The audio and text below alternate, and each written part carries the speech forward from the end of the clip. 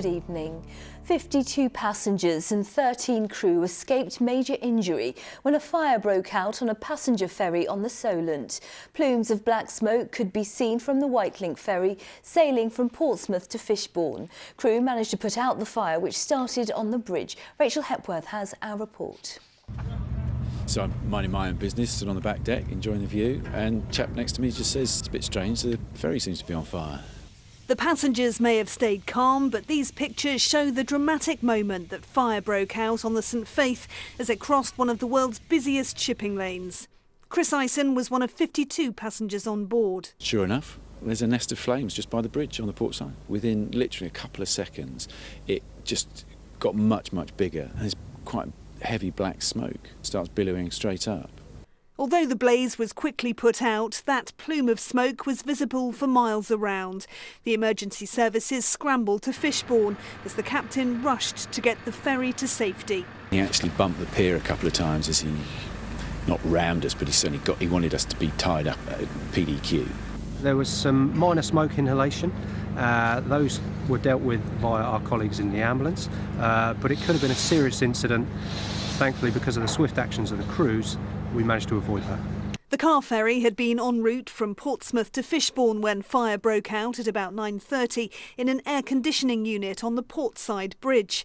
An investigation has been launched into how it started, with the St Faith taken out of service until the extent of the damage is assessed. It meant disruption to services later in the day, but Whitelink says services are now back to normal. Obviously, we'd like to apologise to those passengers on that sailing for this unusual event. The crew are well prepared and exercised for these kind of events, and they put those skills to test today and dealt with the situation well and calmly. Many of those on board praised the staff for their quick response, without which the situation could have been catastrophic.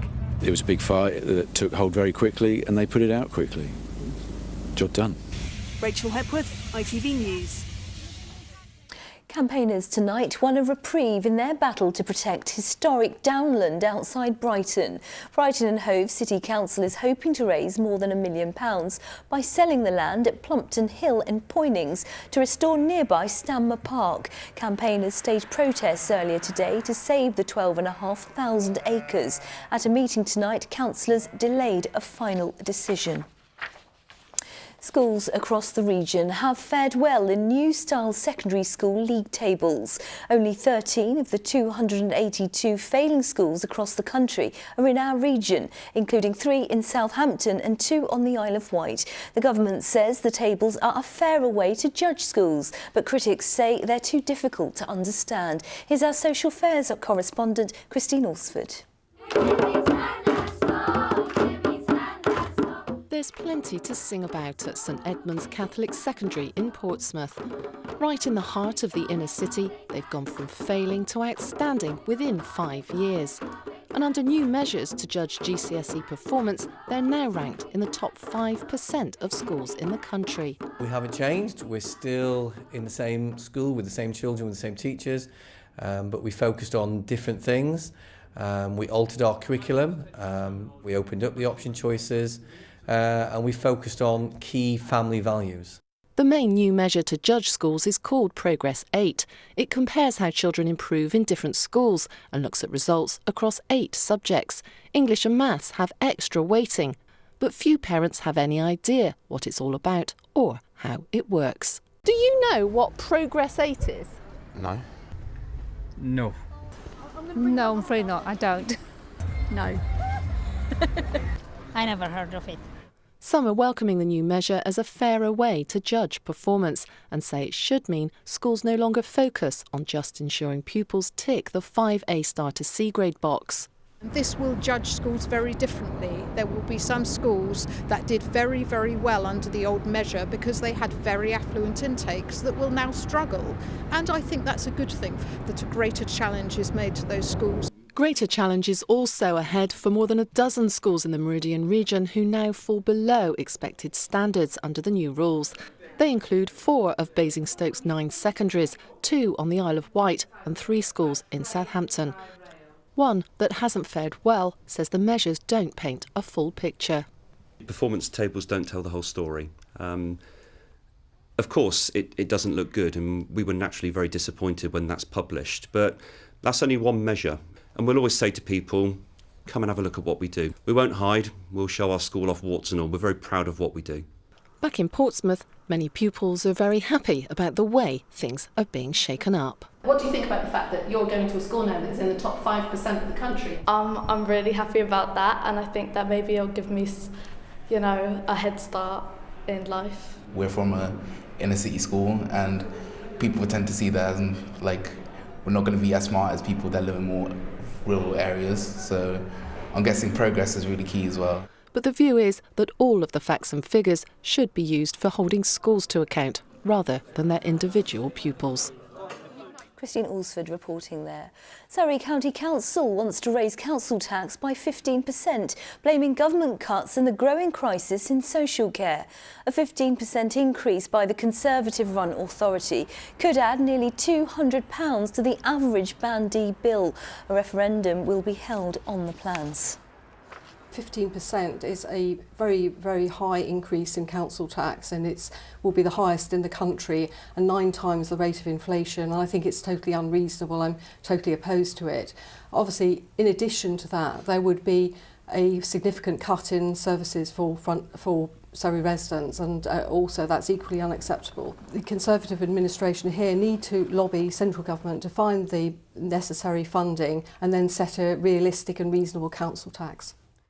Drivers eating cereal and having a shave are among 151 stopped by police forces in the south last week. Distracted drivers were caught on major roads including the M3, M27 and A34 in a joint operation between Hampshire Police and Thames Valley Police. 137 drivers were stopped using their mobile phone and others were reading books or eating.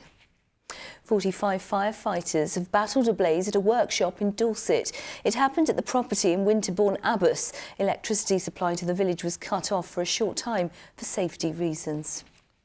Hampshire sailor Alex Thompson is nearing the finish line in the round-the-world Vendée Globe race. He was beaten into first place by French yachtsman Armel Leclerc, who crossed the line in France this afternoon after 74 days at sea. Thompson's challenge had been hit by technical difficulties in recent days. He's expected to finish in the early hours. Donald Trump will be inaugurated as the next US president tomorrow, and he's on our political programme, The Last Word, and it's coming up shortly. Here's our political correspondent, Phil Hornby. Yes, but top of our agenda tonight, the long-running dispute on Southern Rail. Why has it been allowed to drag on and on and on? I swear to God, this could have been ended. It could have been ended with equitable outcomes on both sides. We're not talking about a 24-hour walkout here. This has been going on for months and months. Is it acceptable for the Secretary of State for Transport to sit there and say, nothing to do with me? Well, these are grown-ups. These are a grown-up trade union and grown-up management. We'll also be talking about Theresa May's big Brexit speech where she called for unity. Not too much sign of that tonight. Quite honestly, it's been so badly handled, hasn't it? Right from the very beginning. It's the vision for where we're going to. Well, we can't get it right till we start negotiating. Phil, there is no destination. And yes, Donald Trump will be joining us. And I'm very proud to come over on my way to the 5-star Dorchester Hotel, London, to meet Prime Minister Farage. But unbeknownst to him, it was the Dorchester in Southampton. Join us for The Last Word after the next break. Southampton's lovely. Well, let's take a look at the weather now with all the details tonight. Helen Plint. From sleet to the slopes, driving through Europe. Eurotunnel the Shuttle sponsors ITV Meridian weather. Hello there. A very good evening to you. Well, clear skies and cold nights, you get the idea by now. So settled conditions over the next couple of days does at least mean there will be further winter sunshine on offer as well. But for now, we'll wrap up warm if you're still planning to head out overnight tonight. You can see the extent of the frost forming. Of course, the swathe of blue sitting across the south does mean by first thing tomorrow morning it will be fairly crunchy underfoot. And widely, we'll be starting the day in sub-zero temperatures as well. They could well be a couple of degrees colder than those figures suggest even, especially, of course, in more prone countryside spots. Moving forward throughout the day as well, there may just be a little bit of cloud sinking down to northern areas. This could bring some mist and fog first thing in the morning. But apart from that, a very similar flavour to today, which of course means clear skies overhead, crisp winter sunshine for many of us, so not bad at all, and staying dry. That said, temperatures still continuing to suffer, and in fact, as we head towards the weekend, even more so, we lose a degree or two. So by Saturday, highs between 3 and 5 degrees. Still a lot of brightness around and mostly dry, but the chance of 1 or 2 wintry flurries at times too. Eurotunnel the Shuttle sponsors ITV Meridian weather. And that's it for now. Remember, we're back during Good Morning Britain from 6 o'clock tomorrow morning. The last word is coming up here next. From the late team, thanks for watching. See you tomorrow. Bye for now.